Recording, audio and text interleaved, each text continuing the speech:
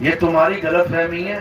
तुम इस वक्त भी सोए हुए हो, अभी भी तुम सोए हुए हो, आंखें खोल के सपना देख रहे हो। ये जगत क्या है? ये एक सपना है। ये सत्संग कहां चल रहा है पता है? ये सपने में चल रहा है। मैं इस सपने में आया हूं सत्संग करने के लिए, और यहां से तुम लोगों को जगह जगह वापस ले जाएंगे। ये काम है संतों का। वो इस दुनिया में आते हैं, सोए हुए जीवों को जगाते हैं। इसको ये मत समझ लेना कि तुम जागे हुए हो। जैसे तुम सपने में जब सो जाते हो, सपने में दुनिया के लिए तुम सो रहे हो, लेकिन सपने में तुम किसी शेर के आगे भाग रहे हो, तुम किसी सांप के आगे भाग रहे हो। कोई तुम्हें मारने के लिए दौड़ रहा है, तुम उसके आगे आगे जान बचाने के लिए भाग रहे हो। दुनिया की नजर में तुम सोए हुए हो, दुनिया की नजर में तुम सपने में हो, लेकिन अपने लिए तुम्हें तुम्हारी जान बचानी मुश्किल हो रही है, आफत पड़ गई है जान पे। अब उस सपने में अगर कोई जाके तुम्हें कहे कि घबरा मत, ये शेर तुझे मार नहीं पाएगा, ये सपना है, ये सपने वाला शेर है, नकली है ये, तो मान लोगे क्या? सपने में जब शेर आता है, दहाड़ता है, तुम्हारे ऊपर झपट्टा मारता है, तो तुम मान लेते हो कि ये सपने वाला शेर है। वो सपने वाला शेर भी तुम्हें असली लगता है। वहां पे सपने में तुम्हें तुम्हारी माँ बाप भाई बहन मिलते हैं, बातें करते हैं, तुम मान लेते हो कि तुम सपने में हो। तुम पूरा वही आर विहार करते हो जो यहाँ पे कर रहे हो, वैसे ही घूमते हो सपनों में, वैसे ही डरते हो सपने में, खाना पीना भी वैसे ही खाते हो सपने में। पूरा ऐसा लगेगा जैसे मैं सो ही नहीं रहा हूं, मैं जाग रहा हूं। इसी प्रकार ये जो तुम्हें लग रहा है ना कि तुम जाग रहे हो, ये भिंड में बैठे हो, आज सत्संग है और कल को सत्संग नहीं होगा, ये सब सपना चल रहा है। बस हम इसको सपना क्यों नहीं मान रहे? क्योंकि ये थोड़ा अलग सपना है, और जो नींद में लेते हैं वो थोड़ा अलग सपना है। दोनों ही सपने। नींद वाला सपना इसलिए सपना लगता है कि आज तुम्हारी 1 करोड़ की लॉटरी लग गई नींद में, सपने में, और दूसरे दिन वो पैसा तुम्हारे पास नहीं होगा। रात में लॉटरी लगी, सपने में खूब आनंद लिया, खूब मजा किया, खूब खुश हुए, जब सुबह आके देखा तो जेब में 1 पैसा नहीं है, वो लॉटरी सपने में ही लगी थी। यहां पर क्या होता है? यहां अगर लॉटरी आज लग गई है, 1 करोड़ रुपए मिल गया है, तुमने अटैची में रख दिया है, अब कल को भी वही पड़ा मिलेगा। इसलिए हमें क्या लगता है कि नहीं नहीं नहीं नहीं, ये सपना नहीं हो सकता, ये तो सच है। वो सपना है जो रोज टूट जाता है, फिर नया आता है, फिर टूट जाता है। यही तुम्हारी गलतफहमी है। दोनों सपने हैं। ये जागृत स्वप्न है, यानी जागते हुए सपना देखना, और वो सोने वाला निद्रा का स्वप्न है, सोते हुए सपना देखना है। दोनों सपने याद रखना। अब इस सपने से बाहर कैसे निकला जाए? इस सपने से, जन्म मरण के सपने से बाहर कैसे निकला जाए? एक ही रास्ता है। जब कोई सोता है और वो अकेला होता है और उसको किसी के ऊपर, जब कोई है ही नहीं तो क्या भरोसा होगा कोई मुझे जगाएगा, तो वो क्या करता है? एक अलार्म लगा के सो जाता है। जब वो अलार्म लगा के सोता है तो अलार्म क्या करता है? उसके सपने के अंदर घुस जाता है। वो अलार्म की आवाज कहां चली जाती है?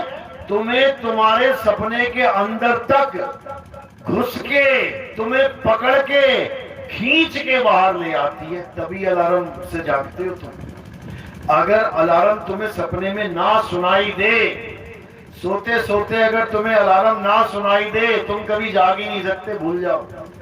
जितने भी अलार्म लगा रहे हो वो इसीलिए जगा पा रहा है क्योंकि वो तुम्हारे सपने के अंदर घुस के तुम्हारी चेतना को पकड़ के बाहर ले आता है और तुम एकदम सपने से बाहर आ जाते हो। इसी प्रकार जो इस सपने से तुम्हें बाहर कर सकता है वो कौन है?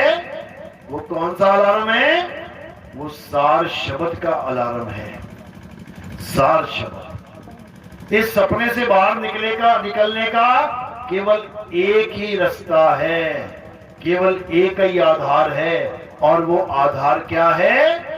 सार शब्द। इसके बिना तुम सोचो मैं मंत्र जप के सपने से बाहर निकल आऊंगा, मैं हवन यज्ञ करके सपने से बाहर आ जाऊंगा, मैं पूजा पाठ करके गंगा जमुना स्नान करके ये करके वो करके इस सपने से मैं बाहर आ जाऊंगा? नहीं आ सकते। क्यों? क्योंकि ये सब जितने भी मंत्र जंतर पूजा पाठ हवन यज्ञ ये सब भी सपने का ही एक पार्ट है, ये सपने का ही अंग है। सपने की चीज तुम्हें सपने से बाहर नहीं निकाल सकती। तुम्हें कौन सी चीज निकाल सकती है? जो सपने के बाहर है वही तुम्हें निकाल सकता है। एक जागा हुआ आदमी ही सोते हुए आदमी को जगा सकता है, क्योंकि वो सपने से बाहर खड़ा है, वो हिला देगा उसको आवाज देके जगा देगा और वो बाहर निकल आएगा। इसी प्रकार हम सब जितने भी सोए हुए जीव हैं सबको निकालने का एक ही रास्ता है, वो है सार शब्द की आवाज। जैसे ही वो सार शब्द की आवाज तुम्हारे जीवन में आएगी, इस सपने में आएगी, तुम्हें इस सपने से एकदम बाहर खींच लेगी। बाहर खींच के क्या होगा?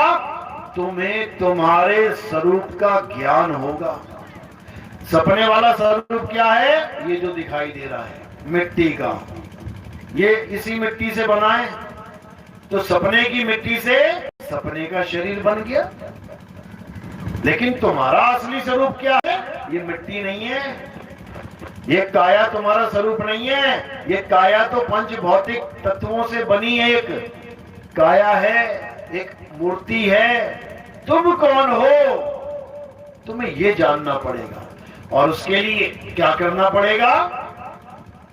तुम्हें ऐसे संत की शरण में जाना पड़ेगा जिसने अपनी आत्मा का भेद जान लिया है, जिसने अपनी आत्मा का दर्शन कर लिया है, जिसने अपनी आत्मा को पहचान लिया है। वही तुम्हें तुम्हारी आत्मा का ज्ञान दे सकता है। अन्यथा कोई कहे मैंने इतनी साखियां याद कर ली हैं, कोई कहे मैंने इतने शब्द याद कर लिए, कोई कहे मैंने 1000 बाणियां याद कर ली कबीर साहब की, पूरी रात में बाणियां गा गा के लोगों को जगा सकता हूं। वो किसी काम की नहीं है, किसी काम की नहीं है। क्यों? क्योंकि वो पोथी ज्ञान है।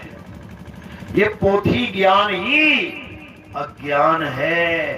तुमने हजारों शब्द याद कर लिए, हजारों वाणियां रट ली, लेकिन फिर भी तुम्हें आत्मा का अनुभव नहीं हो सकता, हो ही नहीं सकता। क्यों? क्योंकि जितना भी पोथी ज्ञान है वो क्या है? वो स्वर व्यंजन का मेल है। कोई भी किताब उठा लो तुम, इस दुनिया की कोई भी किताब उठा लो, कोई भी ग्रंथ उठा लो, उसमें क्या लिखा मिलेगा तुम्हें? स्वर और व्यंजन, यही मिलेंगे, बस दो चीजें, स्वर और व्यंजन। तुम चाहे गीता उठा लो, चाहे तुम रामायण उठा लो, चाहे तुम पुराण उठा लो, वेद उठा लो, कबीर वाणी उठा लो, नानक साहब की वाणी उठा लो, गरीबदास जी की उठा लो, कुरान उठा लो, बाइबल उठा लो, इंजील उठा लो, तुरैत उठा लो, तुम बुद्ध जी के सारे ग्रंथ उठा के देख लो, तुम महात्मा किसी के भी उठा के तुम ग्रंथ देखोगे तो क्या है उसमें? उसमें केवल दो ही चीजें लिखी हैं, स्वर और व्यंजन, इसके अलावा कुछ नहीं है। अब वही स्वर व्यंजन रट रट के याद कर करके तुम महात्मा तो बन गए। 4 लोगों के बीच में बैठ के बोलना तो आ गया, साकी शब्द याद करके पूरी रात गाना तो आ गया, लेकिन क्या इससे तुम कबीरपंथी बन गए? क्या इससे तुम कबीरपंथी हो गए? बिल्कुल नहीं। कोई कहे मैं कबीर वाणी पूरी रात गाता हूं, मैं कबीरपंथी हूं, नहीं है। क्यों? क्योंकि कबीर साहब ने क्या बोला कि मेरी गाई गाएगा तो 3 लोक में धक्के खाएगा, और मेरी गाई बूझेगा तो सत्य स्वरूप को सूझेगा। कहते हैं जो मेरी गाई गाएगा, यानी ये स्वर व्यंजन के बने हुए दोहे, शब्द, रमैनी, साखी, वाणी, जो ये स्वर व्यंजन को पकड़ के रट के बैठ के महात्मा बन गया, कहते वो कुछ नहीं प्राप्त कर पाएगा, वो उसी कैटेगरी में रहेगा जिसके लिए बोला अरे पोथी पढ़ पढ़ जगमुआ और भयो न पंडित कोई, एक अक्षर पीव का पढ़े सो पंडित होए। बस एक अक्षर को जानना है, जिसने ये एक अक्षर पढ़ लिया फिर सारी उम्र वो कोई पोथी ना पढ़े, उससे कोई फर्क नहीं पड़ने वाला, वो ज्ञानी है, वो पंडित हो जाएगा। तो कह रहे हैं इन स्वर व्यंजनों ने सबको उलझा रखा है, सबको, एक भी नहीं बचा। तो क्या समझा रहे हैं? अरे स्वर व्यंजन का मेल नहीं है, पावन का ये खेल नहीं है जो तुम खेलने में लगे हो कि मैं कोई मंत्र जप लूं मेरी मुक्ति हो जाएगी। हिंदू है तो लगा हुआ है राम राम राम राम राम जपने में, राधे राधे राधे राधे राधे जपने में। क्या है ये राम और राधे? स्वर और व्यंजन। राम देखो कैसे इसमें जुड़ा हुआ है स्वर व्यंजन। राम, राम का रा क्या है? स्वर या व्यंजन? क्या है? व्यंजन। रा में आ का डंडा लग गया, वो आ का डंडा क्या है? स्वर या व्यंजन? स्वर। आगे मां, मां क्या है? स्वर या व्यंजन? व्यंजन है। तो स्वर और व्यंजन के मेल से क्या बन गया? राम। अब जो लोग राम जप रहे हैं वो असल में क्या जप रहे हैं? स्वर और व्यंजन। बस इतनी सी बात समझनी है। कबीरपंथी क्या जप रहे हैं? सतनाम सतनाम।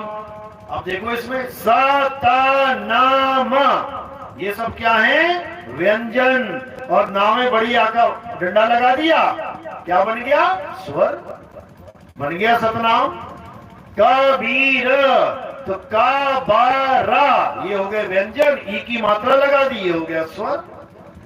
करते रहो कबीर कबीर कबीर कबीर, क्या मिलेगा? स्वर व्यंजन ही मिलेंगे, इससे ज्यादा कुछ नहीं मिलेगा। तो कह रहे कबीर कबीर क्या करे? तू खोज आपन शरीर और ये दसों इंद्रियां बस में कर, तू वापे आप कबीर। बस इतना सा खेल समझना है। वो क्या है जो स्वर और व्यंजन से परे है, बस उसको जानना है। और वो क्या है? वो तुम्हारा स्वरूप है, वो तुम्हारा सत्य स्वरूप है, जिसके लिए बोल रहे हैं कबीर कबीर क्या करे? तू खोज आपन शरीर। तो क्या नाम जपने में लग गया भाई? अपने शरीर को खोज। क्या मिलेगा उसमें? शरीर के आसपास ही तुझे आत्मा मिलेगी। आत्मा, आत्मा का नाम सुना है सबने? किस किस ने सुना? हाथ खड़ा कर जरा। बहुत अच्छी बात है, ये भी मत करते तो और अच्छी बात हो जाती।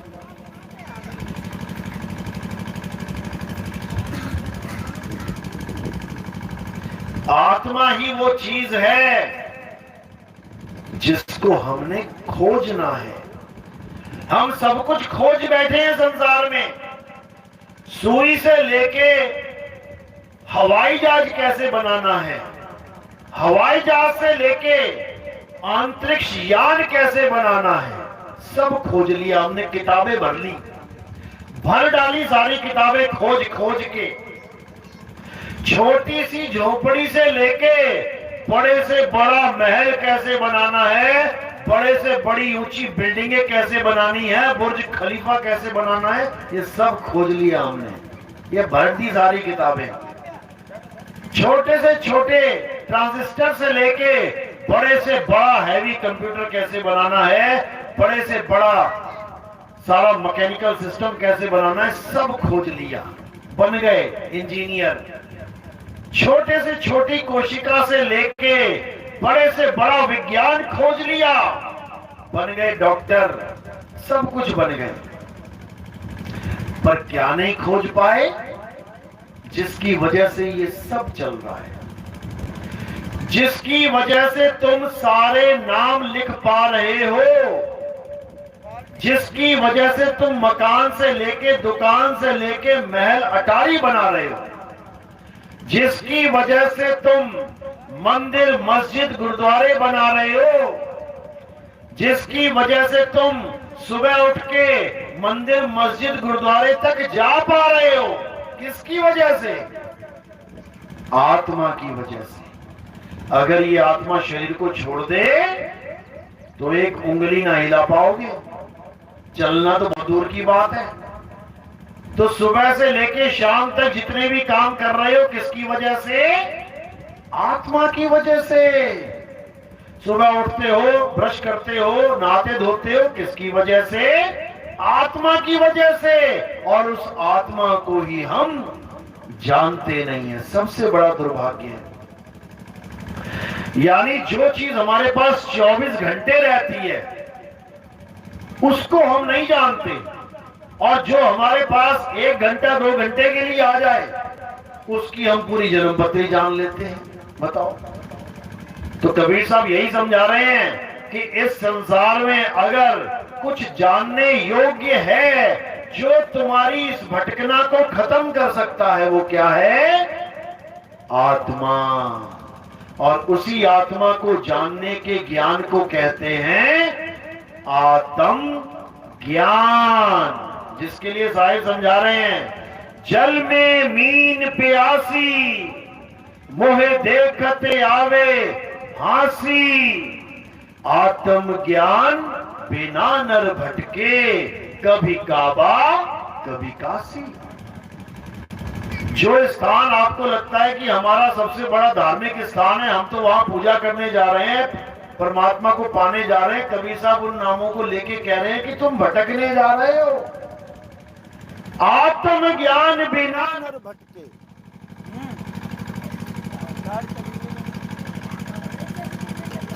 जल में मीन प्यासी मोहे देखते आवे हासी। यानी जितना पास मछली के जल है उतनी ही पास तुम्हारे आत्मा है, 24 घंटे पास है, लेकिन तुम्हें विधि नहीं पता कि मैं उसे प्राप्त कैसे करूं, इसलिए बाहर दर दर भटकते रहते हो। कभी किसी गांव, कभी किसी गांव, कभी किसी शहर, कभी किसी शहर, कभी किसी मंदिर, कभी किसी मंदिर, कभी किसी गुरुद्वारे, चर्च, मस्जिदों में, बस भटकना ही भटकना चालू है। और जिसको पाना चाहते हो वो कहां छुपा बैठा है? वो तुम्हारी आत्मा में विराजमान है।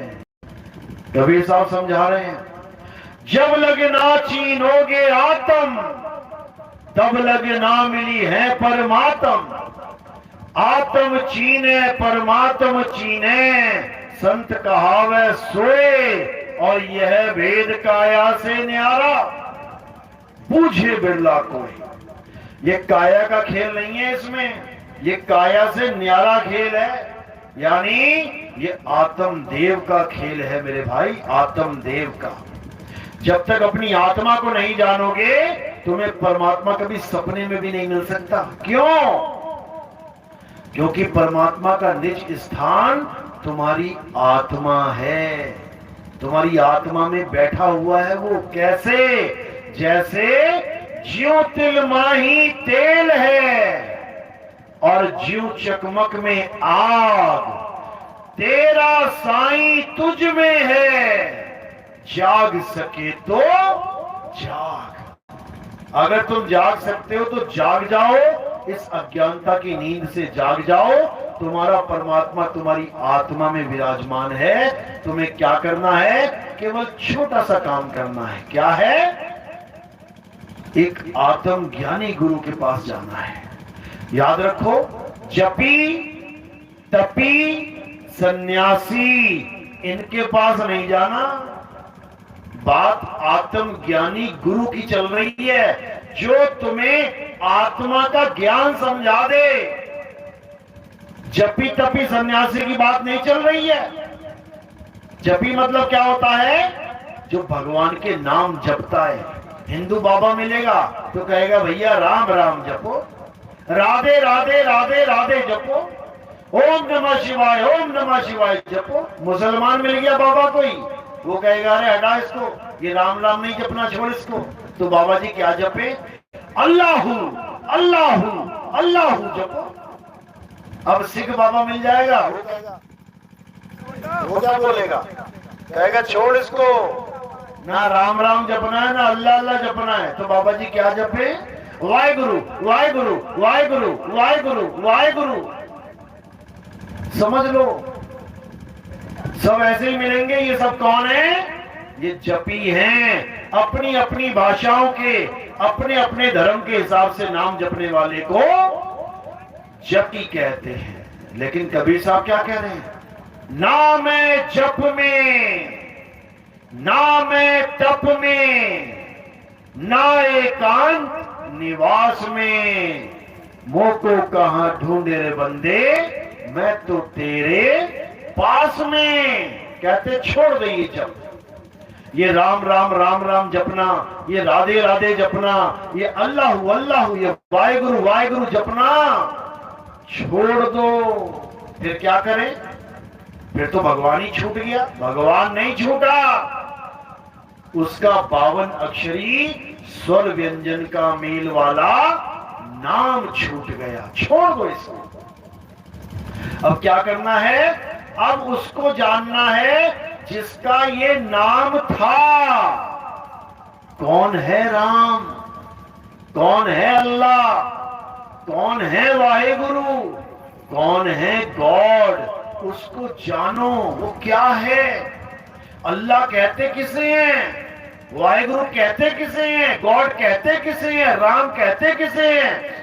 जिस दिन ये समझ में आ गया ना, उस दिन ये सारे धर्मों के लोग, हिंदू मुस्लिम सिख ईसाई, सब एक हो जाएंगे।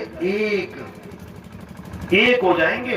ये धर्म जात पात का बंधन, ये सारा भरम खत्म हो जाएगा। फिर एक खुदा एक बंदगी, एक मालिक एक बंदगी, एक राम एक बंदगी, एक गॉड एक बंदगी, एक वाहेगुरु एक बंदगी। बस नाम तुम कोई भी रख लेना, उसका तुम्हारी मर्जी है, लेकिन उसकी बंदगी करना सीखना है। आखिर खुदा की, अल्लाह की, वाहेगुरु की, गॉड की बंदगी करें तो कैसे करें? क्योंकि बिना बंदगी के तुम कहो कि तुम मुक्त हो जाओगे, कभी नहीं हो सकते, कभी भी नहीं। तो कह रहे हैं कोटि तो ब्रह्मा भय और कोटि भय ईश, साहिब तेरी बंदगी से ये जीव होए जगदीश, ये जीव होए जगदीश। ये अभी जो जीव अवस्था में पड़े हुए हो ना, अपने मूल स्वरूप को ना याद रखने के कारण, उसके बाद क्या होगा? जब तुम अपने मूल स्वरूप को याद कर लोगे, तब तुम ही पीव हो जाओगे। फिर ये जीव वाला चक्कर खत्म हो जाएगा, फिर ये जीव नहीं रहेगा, ये पीव हो जाएगा। अभी ये जीव बना बैठा है, बंधन में है, अभी इसे पीव नहीं मिला। जिस दिन पीव मिल गया, ये फिर जीव नहीं रहेगा। क्या कह रहे हैं? अरे बहु बंधन में बांधिया एक बेचारा जीव, और केवल छूटे आपने जो न छुड़ाए पीव। ये पीव और जीव की कहानी है मेरे भाई। जिसको ये समझ में आ गई, फिर वो इस सपने में नहीं रहेगा, वो निकलेगा सपने से। जिसको ये एक बार समझ में आ गई कि मैं किस काल जाल में फंस गया हूं, फिर वो पक्का निकलेगा। अभी तो हमें ये लग रहा है अरे भगवान ने बनाई है दुनिया, हमारे रहने के लिए बनाई है, परमात्मा ने सृष्टि बनाई है, हमारे रहने के लिए, तुम्हारे रहने के लिए, मजे करने के लिए बनाई है। ये तुम्हें लग रहा है मेरे भाई। जैसे कसाई 1000 बकरों को अपने बाड़े में रखता है, बकरे बकरियों को। अब बकरे बकरियां ये नहीं जान रहे कि कहां फंसे हैं, वो अपने बीवी बच्चे बना रहे हैं, बच्चे पैदा कर रहे हैं उसी जेल में, और आनंद में रह रहे हैं। उनके लिए तो मौज लगी है।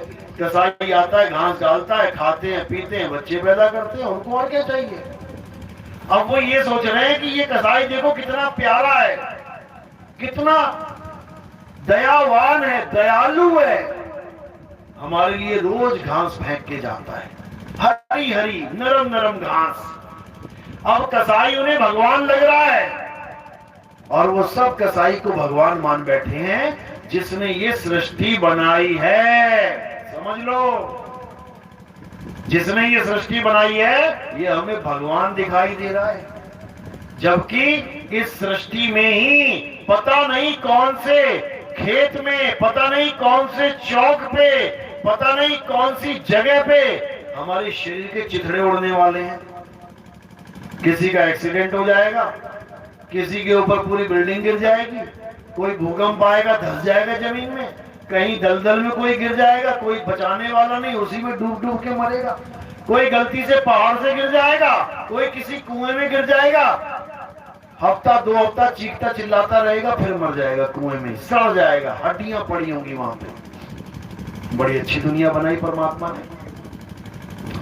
एक पल का नहीं पता इस दुनिया में कब क्या हो जाए, फिर भी ये मान के बैठे हैं कि ये परमात्मा ने बनाई है। अरे भाई, अगर ये दुनिया परमात्मा ने बनाई है तो काल ने क्या बनाया है? काल ने क्या बनाया है फिर? यही बता दो। परमात्मा की सृष्टि मान के बैठ गए तो काल भगवान ने कौन सी सृष्टि बनाई है? यही बता दो। नहीं समझ में आ रहा, अभी नहीं समझ में आ रहा। जब अंत समय आने वाला होगा ना, और जब तुम्हारी छाती पे आके वो बैठ जाएगा और केवल तुम्हें ही दिखाई दे रहा होगा और किसी को नहीं। मरता है ना कोई गांव में, देखो क्या बोलता है, अरे आ गया मुझे लेने, आ गया मुझे लेने, आ गया मुझे बचाओ। अब उसके बीवी बच्चे भाई बहन क्या कह रहे हैं? अरे यहाँ तो कोई नहीं है। अरे कुछ नहीं है बाबा, तेरा बहन है। अरे लेने आ गया, हाथ में तलवार है, मारेगा काटेगा। अरे बाबा कुछ नहीं है ये। क्यों? उसे नहीं दिखाई दे रहा, लेकिन आएगा, जरूर आएगा। आना ही है उसने सृष्टि बनाई इसीलिए। पहले पैदा करता है, फिर पालता है, फिर संहार करता है। उसका काम ही यही है। तुम्हें क्या छोड़ेगा वो? एक को भी ना छोड़ेगा, देख लेना। सबके सब ऐसे ही मरेंगे, हालत खराब हो जाएगी। अब क्या करें? इससे बचने का कोई तरीका है क्या? कई लोग कहते हैं, किसी को पूछो भैया मौत आएगी तो क्या करोगे? अरे क्या करेंगे, आएगी तो देखी जाएगी। कितना अच्छा डायलॉग लगता है ना, आएगी तो देखी जाएगी। और जब आती है फिर लोगों की मुंह की तरफ देखता है, मैं करूं तो करूं क्या, अब जाऊं तो जाऊं क्या। अब जैसे कोई कह दे किसी की किडनी फेल हो गई, लीवर फेल हो गया, मरने वाला है बेचारा, कोई कह दे ना, वो बाबा बैठा है वहां पे, है मुसलमान, जाके एक बार मन्नत मांग ले, ठीक हो जाएगा, ताबीज बांध देगा, ठीक हो जाएगा। अब भूल जाएगा सारे धर्म भरम, मैं हिंदू हूं, मैं हिंदू हूं। अब कहां भाग रहा है? अब वो मुसलमान बाबा की तरफ भाग रहा है, कोई ताबीज वाबीज बंधवा के लेके आ रहा है। क्यों? ये जान बड़ी प्यारी है मेरे भाई, ये जान बहुत प्यारी है। इसको इतना प्यार करता है, इतना प्यार करता है कि सारी उम्र की कमाई भी अगर डॉक्टर मांगे ना कि तू तब जिंदा रहेगा, 50 लाख का ऑपरेशन होगा तेरा, कहेगा ले ले भाई 50 लाख ले ले भाई, सारी कमाई। क्यों? जान है तो जहान है। जो 50 रुपया ना दे रहा था किसी को, वो 50 लाख रुपए दे देगा इस काया से ना निकलने का। अगर कोई इसको बोल दे कि तू काया छोड़ के नहीं जाएगा, 50 लाख भी दे देगा। इतना प्यार है इस काया से, तो क्या बचेगी क्या? 50 लाख देके बच जाएगा क्या? चलो बच भी गया 1-2-5 साल के लिए, उसके बाद फिर वही सिस्टम चलेगा, फिर उसी चौक पे आके खड़ा हो जाएगा जिससे घूम के गया था, वहीं पे आके पहुंच जाएगा, मौत फिर सामने खड़ी है। बताओ कब तक बचोगे? अरे बकरे की मां कब तक खैर मनाएगी?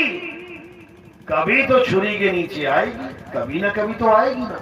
बस समझ लेना, जैसे आज आई है वैसे ही कल आएगी। जितना दुख आज हो रहा है उतना ही कल होगा, जितना भय आज लग रहा है उतना ही कल लगेगा। ये बिल्कुल निश्चित है, इसमें कोई दो राय नहीं है। अब इससे बचना चाहे तो क्या करना है? कोई कहेगा अरे मौत से कैसे बच सकते हैं, क्या बात कर रहे हो आप? बिल्कुल बच सकते हैं, और लोग बचे हैं, 101% बच सकते हैं। एक बार एक आदमी था, सत्संगों में जाता था, सत्संगों से पता लगा कि जन्म मरण एक बंधन है, जन्म मरण में नहीं फंसना चाहिए। तो उसको इतनी बात समझ में आ गई कि मृत्यु ही सबसे बड़ा दुख है। अब चला खोजने कि कोई ऐसा मुझे मिल जाए, कुछ ऐसा मुझे बता दे कि मैं मरूं ना कभी। पहुंच गया महात्माओं के पास, बड़े बड़े महात्मा बैठे। कहता महाराज जी सुना है संत महात्मा कुछ भी दे सकते हैं। तो महात्मा जी बोले बिल्कुल सही सुना है, कुछ भी दे सकते हैं, मांगो क्या मांगते हो। कहते बस मैं एक चीज मांगना चाहता हूं। बोले क्या। कहता मैं कभी मरूं ना। महात्मा जी कहते हैं बिल्कुल मिल जाएगा, बहुत आसान है। बहुत खुश हो गया। कहता सच में मिल जाएगा। बोले हाँ बिल्कुल। अरे आपको मैं सारी दौलत दे दूंगा अपनी, मुझे वो विधि बता दो बस कि मैं मरूं ना। कहते तेरी दौलत की जरूरत नहीं है हमें, तू हमसे विधि ले ले फ्री में। कहता महाराज जी बता दो। तो महाराज क्या कहते हैं, अगर तू कभी नहीं मरना चाहता तो तू कभी जन्म मत लेना, क्योंकि तू जन्म लेगा तो तू कभी मरेगा ही नहीं। तो वो कहता महाराज जन्म तो मैंने ले लिया है। कहता तो बेटा मरेगा भी पक्का, लेकिन तू अगली बार जन्म मत लेना तो पक्का नहीं मरेगा। उसकी विधि तुझे बता देता हूं मैं, समझो बात को। बस यही एक विधि है कि तुम उस विधि को अपना के अमर हो सकते हो। अमर, हनुमान जी का नाम सुना ही है सबने। सारे देवताओं में केवल एक देवता जिसको अमर बोला जाता है, वो कौन है? हनुमान जी हैं। सोचो हनुमान जी के प्रभु राम अमर नहीं हो पाए, जल में समाधि लेनी पड़ गई। वही राम जी कृष्ण जी बन के आए, अमर ना हो पाए, पैर में तीर लगा, शरीर छूट गया। तो हनुमान जी अमर कैसे हो गए? कैसे हुए पता है? वही विधि जान के जो वो आदमी जानना चाहता था। हनुमान जी को वो विधि कहां से मिली? गुरु जी से मिली। कौन से गुरु जी थे हनुमान जी के? उनका नाम था, क्या नाम था पता है किसी को? मुनिंद्र साहेब। मुनिंद्र, त्रेता में मुनिंद्र साहेब के नाम से कौन आया था? कौन? कबीर साहब। कबीर साहब चारों युगों में चार नाम से आते हैं। सतयुग में सत सुकृत, त्रेता में मुनिंद्र, द्वापर में करुणामय और कलयुग में कबीर। इन चारों नाम से वो चारों युगों में आते हैं। क्यों आते हैं? जीवों को अमर करने के लिए। अमर। बड़े बड़े राक्षस भक्ति करते थे, बड़े बड़े राक्षस नाम जप के ब्रह्मा विष्णु महेश को सामने प्रकट कर देते थे। और क्या मांगते थे? पहला वरदान क्या होता था? क्या मांगते थे? हे भगवान मुझे अमर कर दो। सब यही मांगते थे। तो क्या किसी को अमरता का वरदान दे दिया? ना भोले शंकर ने दिया, ना विष्णु जी ने दिया, ना ब्रह्मा जी ने दिया। क्यों नहीं दिया? क्या बोलते थे? वो कहते थे भाई अमर हम नहीं है, तुझे कहां से अमर कर दूं? अरे हमारी भी जन्म और मृत्यु निश्चित है, हमारे दिन निश्चित हैं, तो तुझे अमर कैसे कर दूं? कुछ और मांग ले। तो वो क्या मांगता था? बुद्धि लगाता था, क्या मांगू क्या मांगू क्या मांगू। फिर क्या मांगता था? मुझे स्वर्ग का राजा बना दो, मुझे 3 लोक का राजा बना दो, मुझे वो दे दो, मुझे ये दे दो। मांग लेते थे जितनी बुद्धि थी। एक ने बड़ी बुद्धि लगाई, एक्स्ट्रा। कहता अच्छा तुम मुझे मरता का वरदान नहीं देते हो, चल बेटा मैं मांगता हूं, अब बताता हूं मैं। तो क्या हुआ? जब ब्रह्मा जी बोले हाँ वरदान मांगो, तब वो क्या मांग रहा है? कहता मैं घर के अंदर ना मरूं, मैं बाहर ना मरूं, मैं धरती पे ना मरूं, मैं आसमान पे ना मरूं, मैं अस्त्र से ना मरूं, मैं शस्त्र से ना मरूं, मैं आदमी से ना मरूं, मैं जानवर से ना मरूं, मैं दिन में ना मरूं, मैं रात में ना मरूं। देखो कितनी बुद्धि दौड़ाई उसने, कितनी बुद्धि दौड़ाई, लेकिन फिर भी मारा गया। क्यों? फिर नरसिम्हा अवतार ने शरीर धारण किया। नरसिम्हा भगवान ने शरीर धारण किया, खंबा फाड़ के निकले, फिर उसको ना धरती पे ना आसमान में, बीच में जांग पे रख के, ना अस्त्र से ना शस्त्र से, नाखूनों से उसको फाड़ा, ना घर में ना घर के बाहर, चौखट पे रख के उसको मारा, ना दिन में ना रात में, शाम के समय उनको मारा, ना आदमी ना जानवर की योनि, अर्ध आदमी अर्ध जानवर की योनि में आके मारा। मारा तो तब भी गया, मारा तो तब भी गया। इससे अच्छा तो अगर अमरता का वरदान चाहिए था तो किसी संत महात्मा से पूछ लेता अमर कैसे होते, बात खत्म हो गई थी। तो कबीर साहब यही समझा रहे हैं, अरे बचना चाहो काल जाल से तो चीनो शब्द हमारा, और कहे कबीर अमर कर राखूं जो निज होए हमारा। कहते मैं बताता हूं तुझे अमर कैसे रहना है, ये काल भगवान नहीं बताएगा तुझे, ये देवी देवता नहीं बताएंगे तुम्हें, ये कोई नहीं बता सकता तुम्हें। कौन बताएगा? मैं बताता हूं। चारों युगों में यही बताने के लिए तो आता हूं मैं, लेकिन लोग उनको समझ नहीं पाते। उनको सोचते अरे ये तो कवि था, 5वीं 6वीं 7वीं 8वीं 10वीं में हमने इसकी खूब कविताएं पढ़ी हैं, कवि था ये तो। जैसे हरिवंश राय बच्चन हैं, जैसे तुलसीदास हैं, जैसे कालिदास कवि हैं, अरे ये भी कवि था एक। बस कोई ज्यादा से ज्यादा क्या मान लेगा, अरे ये समाज सुधारक था, ये समाज की कुरीतियों को खत्म करते थे ये, और इससे ज्यादा कुछ नहीं है ये। क्योंकि ये लोग कबीर साहब को कभी समझ ही नहीं सकते। इसीलिए कबीर साहब ने बोला, अरे लाखन में कोई समझ न पई है और कोटि मध्य जानेंगे, कहे कबीर सुनो भाई साधो हमें बिरले हंस पहचानेंगे।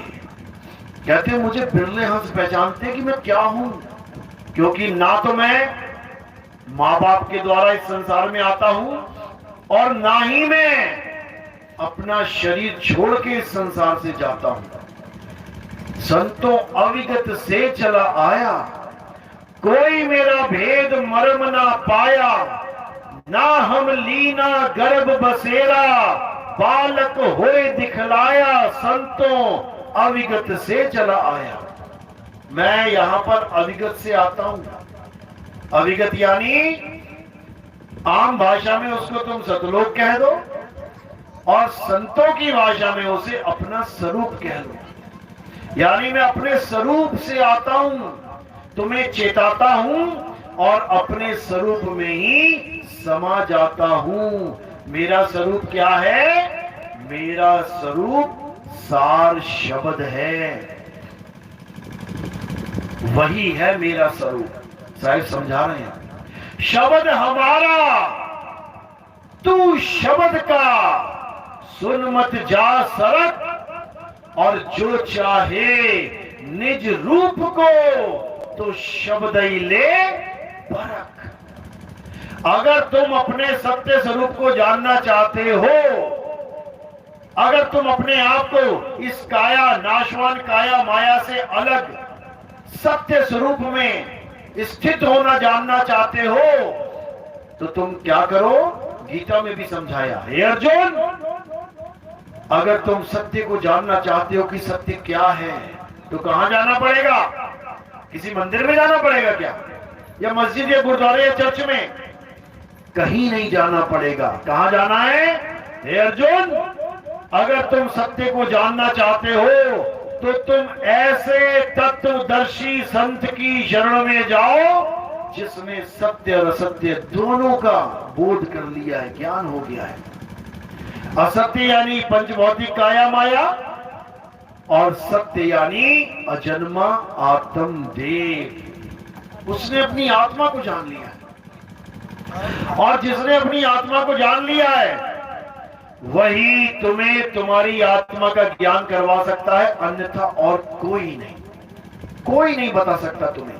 क्यों? क्योंकि जैसे तुम अनुभव नहीं कर पा रहे हो अपनी आत्मा को, वैसे ही ये गुरुआ लोग नहीं कर पा रहे हैं। ये गुरु बन के तो बैठ गए हैं, लेकिन आज तक कभी आत्मा का अनुभव नहीं हुआ होगा। बिरला कहते, बिरला कोई ऐसा होगा जिस पर आत्म कृपा हो जाए। अपनी मेहनत से कोई नहीं पा सकता उसको, भूल जाओ।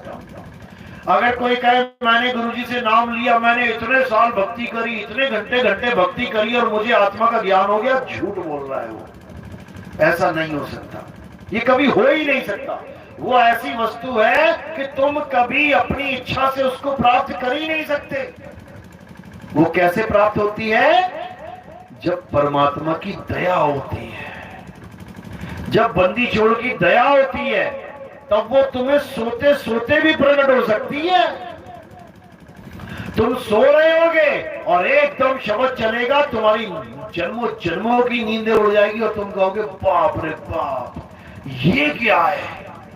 यही है तुम्हारा स्वरूप। जब तुम्हारा स्वरूप तुम्हें समझ में आएगा, तुम्हारे होश उड़ जाएंगे कि यार ये हूं मैं, और मैं आज तक अपने आप को क्या समझता रहा? ये कभी अपने आप को आदमी समझता रहा, कभी अपने आप को औरत समझता रहा, कभी मैं अपने आप को जवान बूढ़ा बच्चा समझता रहा। जबकि मेरा स्वरूप क्या है? शब्द स्वरूप है। वो आदमी औरत नहीं है, वो जवान बूढ़ा बच्चा नहीं है। वो क्या है? शब्द है, आवाज है, धुन है, अखंड नाद है। वही मेरा स्वरूप है। कबीर साहब समझा रहे हैं, हम हैं शब्द शब्द हम माही, हमसे भिन्न और कछु नहीं। शब्द न बिन से देही, कहे कबीर हम शब्द सनी। कहते हैं शब्द मेरा स्वरूप है, और मेरे स्वरूप के अलावा बाकी सब माया है, सपना है। समझ लो, जैसे सपने में तुम लाखों लोगों को देख रहे हो, तुम कोई भाषण दे रहे हो, लाखों लोग सुन रहे हैं तुम्हें, लेकिन जैसे ही सपना टूटा, अब बिस्तर पे कौन है? अकेले तुम खड़े हो। कहां गए वो लाखों लोग? वो लाखों लोग सपने के साथ ही चले गए। इसी प्रकार इस संसार में करोड़ों लोग हैं तुम्हारे इस सपने में, और जैसे तुम्हारी आंख खुलेगी, ये सपने में जितने लोग हैं कहां चले गए तुम्हें पता भी नहीं लगेगा। इसी को साहिब ने बार बार समझाया है कि आए हैं तो जाएंगे, राजा रंक फकीर, एक सिंहासन चढ़ चले, एक बंधे जंजीर। जिसको तो ऐसा गुरु मिल गया जो उसे सपने से निकलने का भेद समझा दे, वो तो निकल गया मालिक की दया से सिंहासन के ऊपर बैठ गया, एक सिंहासन चढ़ चले। और जिसको यही नहीं समझ में आया कि इस सपने से, इस चक्रव्यूह से निकलना कैसे है, वो अभिमन्यु की तरह दर्दनाक मौत को प्राप्त करेगा। अभिमन्यु जिसको घुसना तो आता था चक्रव्यूह में, लेकिन निकलना नहीं आता था।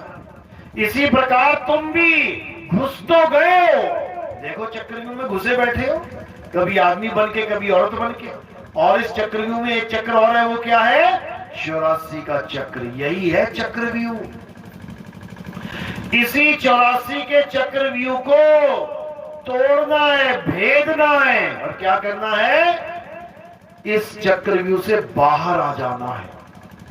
बाहर आओगे तो काम बनेगा, बाहर आओगे तो हर चीज जो तुम प्राप्त करना चाहते हो प्राप्त होगी। और बाहर नहीं निकल पाए तो मेरे भाई बहुत बड़ी दिक्कत होने वाली है। अभी तुम्हें नहीं समझ में आ रहा। ये मृत्यु जब होगी तो तुम समझ नहीं पाओगे मैं करूं तो करूं क्या।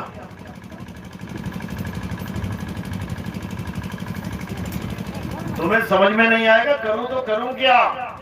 लेकिन जब मालिक की दया हो गई तो एक एक बात समझ में आने लग जाएगी। मक्खियां एक तो काट दी, हटा दो।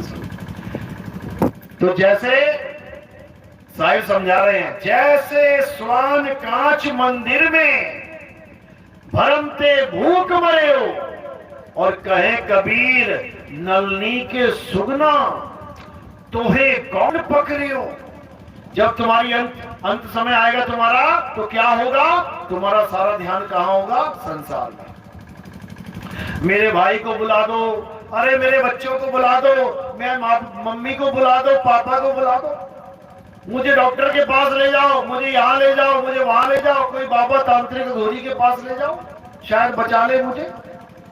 जबकि तुम कभी मरोगे ही नहीं, क्योंकि तुम अमर हो, अमर जीव हो मालिक का, तुम कभी नहीं मर सकते। लेकिन जो कभी मर नहीं सकता वो तड़प रहा है, रो रहा है कि मुझे बचा लो, मुझे बचा लो, मैं मरना नहीं चाहता। अरे तू चाहकर भी नहीं मर पाएगा, कोई मरता ही नहीं है। अगर इस दुनिया में सबसे बड़ा झूठ है तो क्या है, कि एक दिन तुम्हारी मृत्यु हो जाएगी। सबसे बड़ा झूठ है ये। और लोग क्या कहते हैं, मृत्यु सबसे बड़ा सत्य है। बिल्कुल झूठ है। तुम मर ही नहीं सकते। कौन मरेगा, शरीर मरेगा, तुम नहीं मरोगे। तुम शरीर हो ही नहीं, तुमने तो मां के गर्भ में शरीर धारण किया था, मां के गर्भ में धारण किया और यहां जमीन पे छोड़ के चले जाओगे। फिर मां के गर्भ से धारण करके लाओगे, फिर जमीन पे छोड़ के चले जाओगे, फिर मां के गर्भ से धारण करके लाओगे, फिर शरीर छोड़ के चले जाओगे। तो मर कौन रहा है, तुम तो छोड़ रहे हो, पकड़ रहे हो, छोड़ रहे हो, पकड़ रहे हो। मर कौन रहा है, तुम नहीं मर रहे हो, तुम तो केवल पकड़ने और छोड़ने में लगे हुए हो। इससे ज्यादा कुछ नहीं। ये पकड़ लिया, छोड़ दिया, पकड़ लिया, छोड़ दिया। मर कौन रहा है, शरीर। तो इससे बचने के लिए क्या करना है, आत्म ज्ञान चाहिए, आत्मा का ज्ञान। मुझे ये बोध हो जाए कि मैं एक आत्मा हूं, बस मेरा जन्म और मरण खत्म हो जाएगा, मुझे आत्म देव मिल जाएगा। इसीलिए बोला, हम ना मरिब मरिब संसारा, हमको मिला जियावन हारा। अब मुझे मरने की जरूरत नहीं है। अब मुझे क्या मिल गया, वो जियावन हारा मिल गया, यानी आत्म देव मिल गया। अब ये बार बार पैदा होना, बार बार मरना, ये खेल खत्म। लेकिन ये तब समझ में आता है जब तुम्हारे जीवन में आत्म ज्ञानी गुरु आता है। आत्म ज्ञान का मतलब समझ लो क्या होता है। आत्म ज्ञान का मतलब ये नहीं होता कि तुम कबीर कबीर जपो, तुम साहिब साहिब साहिब जपो।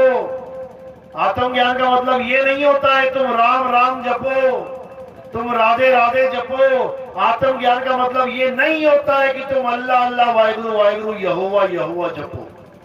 आत्म ज्ञान में कोई जाप होता ही नहीं है। क्या होता है आत्म ज्ञान, जहां पर भी आत्म शब्द लग जाए,